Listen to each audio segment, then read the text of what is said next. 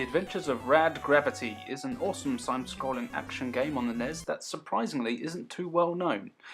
The game was released in 1990 and was made by Interplay, who were one of those companies who used to release awesome games and then went kinda crappy. But this one was made in the good era, so it's well worth checking out.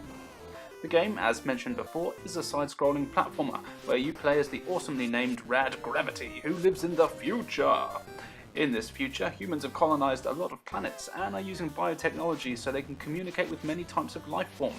However, as always, some bastard steals the chips on each planet and hides them, meaning that all of the life forms go mental and are bent on killing people. So, as Rad, you have to go through all these different planets to find all sorts of items to help you on your mission to find these chips and restore balance. The game is an open world, and when you start, you only have the coordinates to the first planet.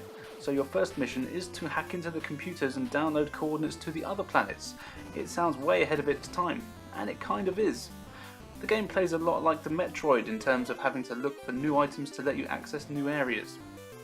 Once you have access to all the planets, you'll notice they're all drastically different, from cyberpunk planets to dinosaur planets, and even an Australia planet.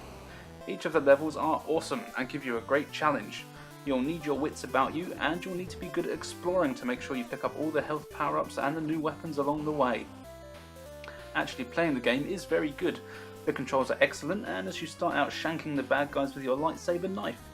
It can take a while to get used to the jumping though, as you always have momentum to take into account. It can be tricky, and I did lose a fair few lives over jumping in places. Speaking of lives, this is another one of those awesome games that gives you unlimited continues, and it also has a password feature, so you're never too far from where you died. The graphics in the game are excellent, with the huge variety in all the levels, and each of them being fairly well detailed, and when you're on your ship, your character is huge and looks great. Rad himself has a big head that reminds me a lot of Bruce Campbell, and you can never go wrong with Bruce Campbell. The only thing that can be a bit grating in the game is the music.